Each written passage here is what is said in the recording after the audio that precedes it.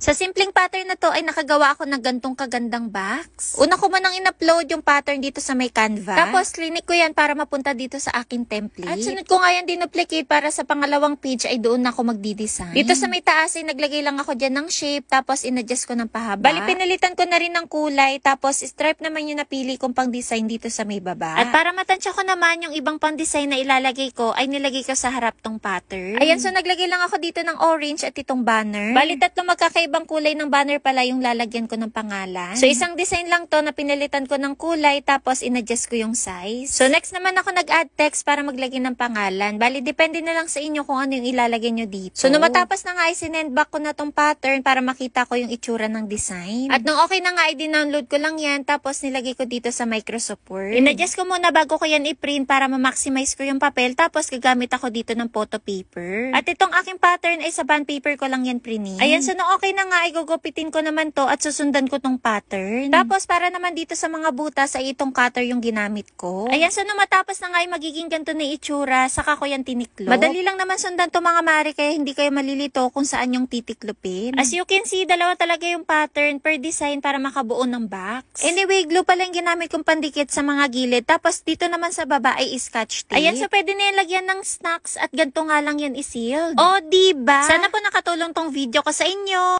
For today's video ay gagawa naman ako ng personalized na gable box. Gamit pala tong app ng Canva ay dito ako gagawa ng pang-design. So una ko nilagay itong pattern ng box para maging guide ko sa pagdi-design. Para sa aking pang-design ay naisipan ko na plain color na lang sa taas tapos dito naman sa baba itong Barbie background. Tapos para mas emphasize yung pangalan ay itong bilog na may glitter na lang yung nilagay ko. At naglagay din pala ako nitong Barbie na word dito sa pinakataas. Tapos para kitang-kita yung word ay dinisignan ko yan ng outline. And then dito naman sa may bilog itong pangalan ni Bagets at yung edad niya yung nilagay ko. Ayan, so sa pangalawang page nga itong picture ni Bagets at itong ribbon, nagagamitin ko rin pang design. Next ko naman na ginawa ay in-adjust ko muna yan sa Microsoft Word bago ko yan i-print sa photo paper. At saka ko nilabas itong guide para magsimulang maggupit. At para makat ko naman itong mga butas ay ginamitan ko yan ng cutter. Ayan, so na okay na ay magiging ganito na itsura niyan. Tapos tiniklop ko na itong mga gilid. At para mapagdikit ko nga ito at maging box ay ginamitan ko yan ng glue. Kailangan talaga na 2 pages to mga mare para makabuo ng ganto. Ayan, so next ko naman na ginawa ay tiniklop itong mga nasa baba. Itong sa babang portion ay depende na lang sa inyo kung anong pandikit yung gusto nyong gamitin. And then ginupit ko na rin pala itong picture ni Bagets at lalagyan ko rin pala to nitong Velcro dot. Optional lang to mga mari ha, para lang magmukhang 3D itong picture. Ayan, so next naman ay nilagyan ko rin pala to ng paribon dito sa may handle. Ayan, so detachable din pala tong picture mga mari, bali ganito yung magiging itsura niyan. O, diba?